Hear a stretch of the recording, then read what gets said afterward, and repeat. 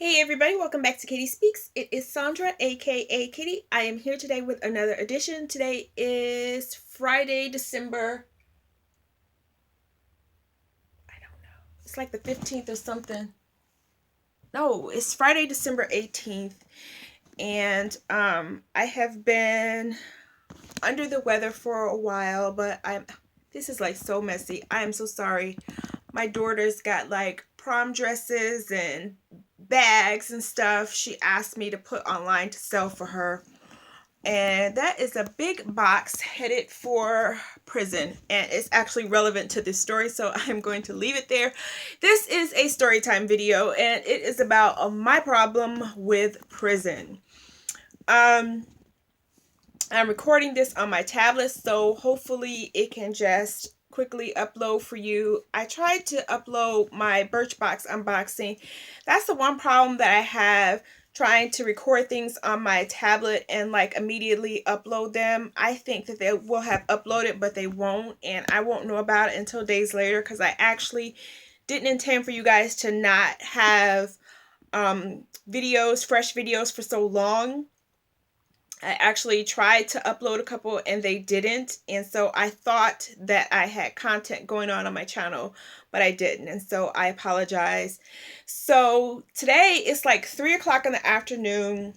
I have been doing some work for our house, some legal work, and I was thinking about whether or not I was going to do a makeup tutorial for you guys, but it's so late in the afternoon and the sun will be going down soon, and so I had to nix that idea. So my face is clean and my teeth are brushed, but I just put on some lipstick just to make this video not as ratchet because I'm obviously sitting here in my PJs.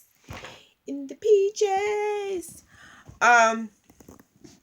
So this story I'm going to tell you, my daughter just called me. I have a daughter who will be 18 in April, and we were just talking about, I have a brother who is in prison. He's been in prison since he was 18. He's now like 30, let's see. He's now like 37. So he's been in prison nearly 20 years. He is not eligible for parole until like 2040 something. So for a really, really long time. And I have not seen my brother since he was arrested. Um, this big box behind me is like a huge box of books and magazines and puzzle books and stuff. I sent him money. I actually sent him my only signed Eric Jerome Dickey novel that was autographed to me. But like, I'll do anything for my brother. He sometimes asks me to like do maps and stuff for people to take bus trips to come and visit him, and I signed him up for a pen pal program. I signed him up for a music program where he can buy CDs and stuff. I'll do anything that he asked me to do that does not involve coming to the prison, and let me tell you why. I am allergic to prison. I tell anybody, if you get arrested and they give you 1 quarter, do not call me, because she, me, her is not coming. Point blank, period. I do not do any type of jailhouse scenarios. I'm like extremely allergic to crime. Like, I have lived my life in such a way that people call me square and all whatever, but I'm a law-abiding citizen. I have never been to prison. I have never been arrested, and I don't have any intention of experiencing that, any type of that, in my lifetime. And I say that I'm allergic to prison a lot, but I actually rarely think about what happened to me. And so I'm going to tell you why, and I'm going to tell you about my brother as well.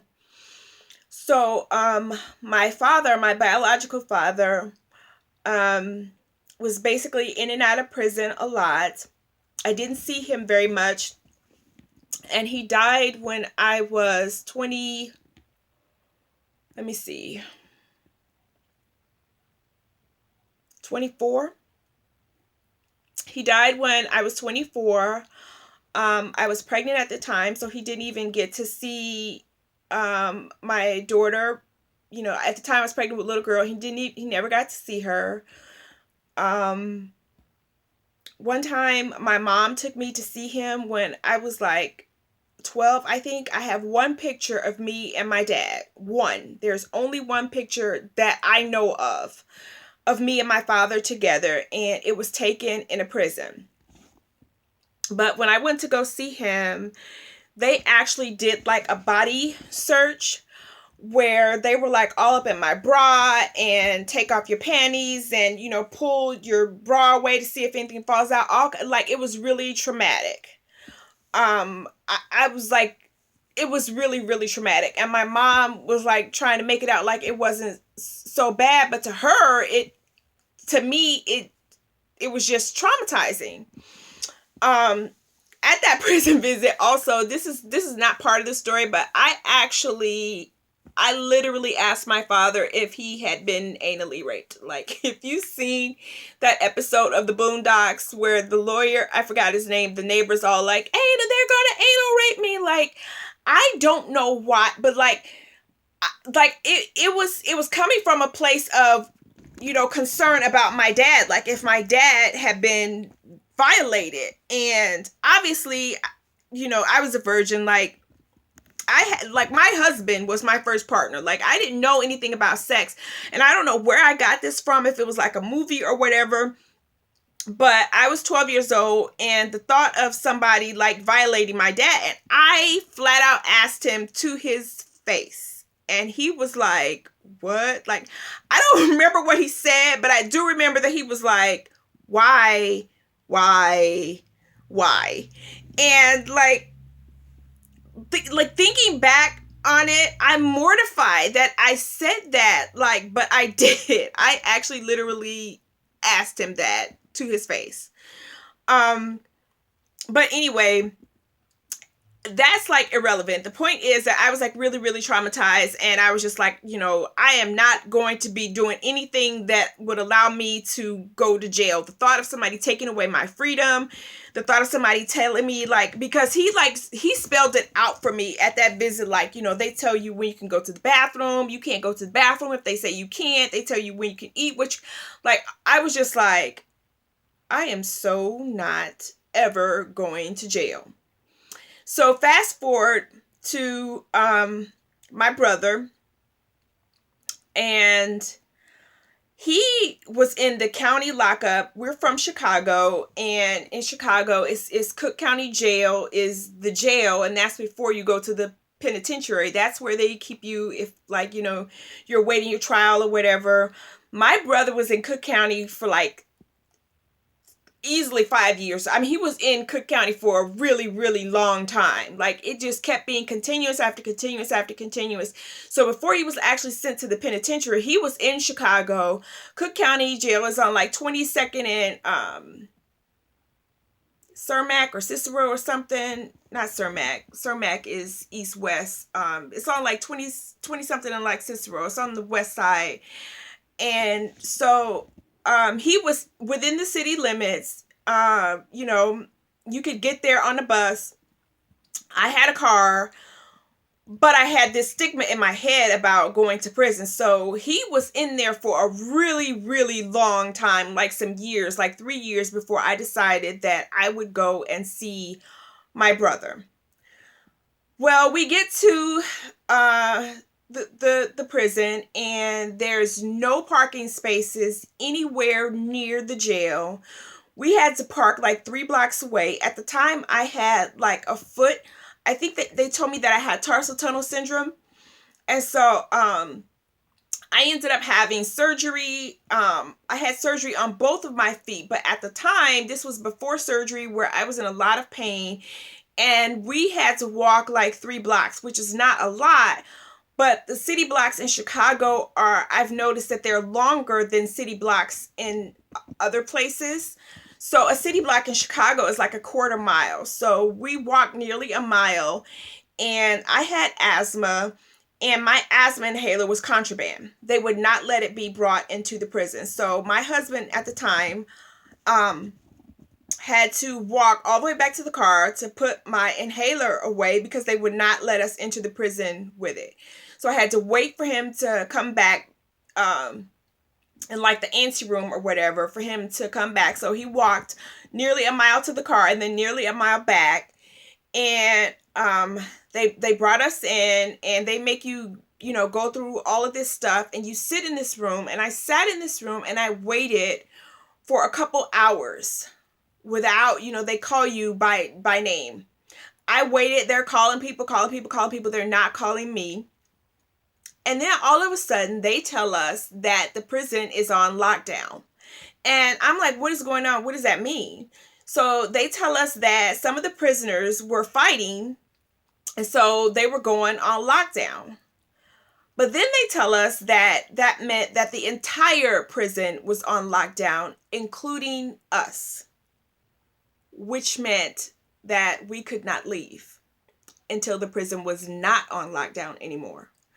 So I am getting like more and more agitated, and my husband is asking them questions, and they're like, we don't have to answer any questions. The prison is on lockdown. You cannot leave until it's off lockdown. They wouldn't hardly give us any information. And the funny thing is, I don't want to misremember, but I really think that it was like my turn next to see my brother, and like right before I could see my brother, that happened. And I ended up totally freaking out.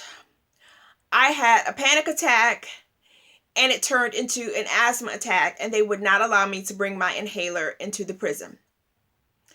So,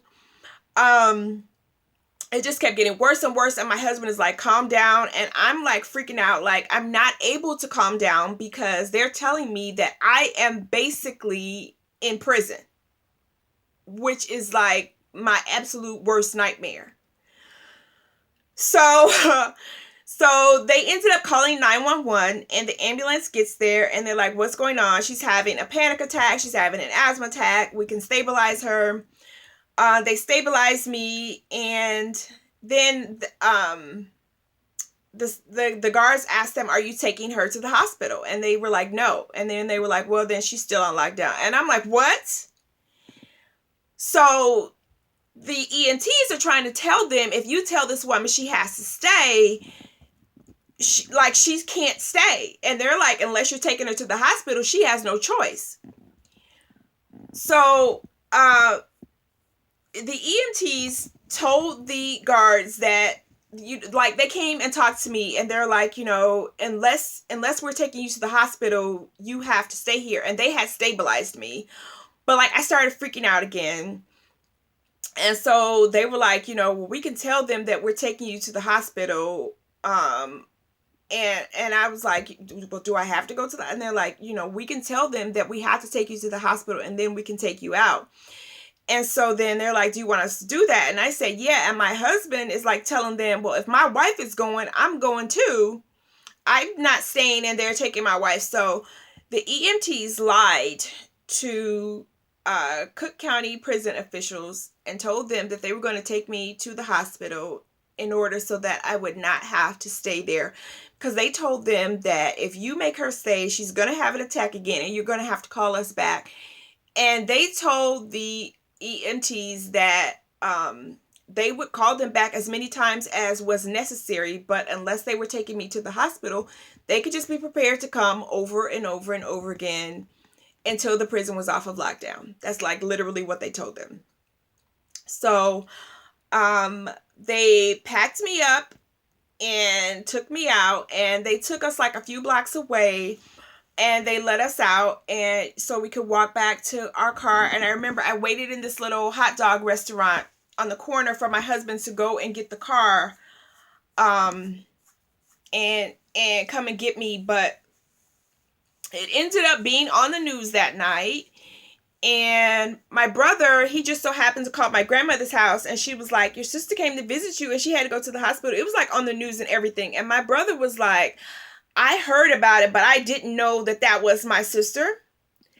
So I wrote my brother a letter, and I was like, dude, I tried to come and see you. They put the prison on lockdown. I freaked out. I had to be taken out on a stretcher, and that was your one and only chance to see me. I am not coming back.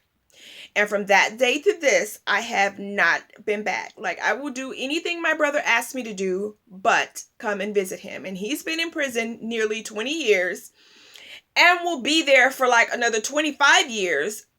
But I'm allergic to prison. So, yeah. I didn't like it didn't occur to me until I just talked to my daughter this afternoon, and I don't know why we were talking about that. Oh, yeah, she was talking about talking to my brother on the phone and how happy she was and did he get her letter and all this stuff. And I told her the story about I was telling her that, that he always says that he still has hopes that he can see his nieces and his nephew one day, and he still has hope that he'll see them. And she's like, yeah, I want to go and visit him. And so I told her the story about how I was not going to visit my brother and about what happened. And I was like, then I was like thinking back on it. I'm like, you know what, because she was like talking about how a security guard at her school had like frisked her a little bit too friskily.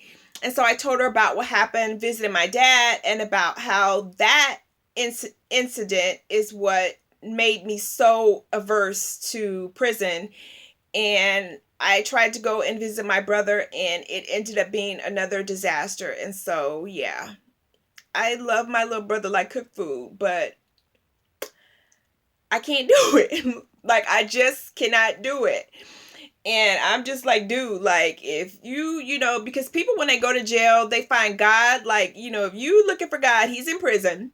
They find God, and they're always like, they love their family, they miss their family so much. But like, give people, your loved ones, give them their flowers while they're alive. Like, if you love somebody, treat them like you love them. Show them that you care. Do all those things while you have the opportunity, because you don't know when or what will take that opportunity away, be it death or prison or whatever else. And then you realize how much you love somebody. But yeah, so people, like, they try to make you feel guilty when they're in jail because, like, they don't get to see you. But yeah, that doesn't work on me, because I'm just like, I will do whatever you need me to do. I send him money, I write, I send books, I do all the little errands that he asked me to do that he can't do from in prison. But like, going to the jail, I'm likely to be taken out on a stretcher. So yeah, I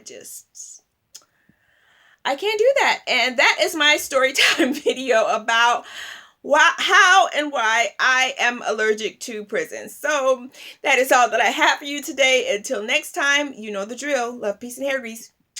Ciao.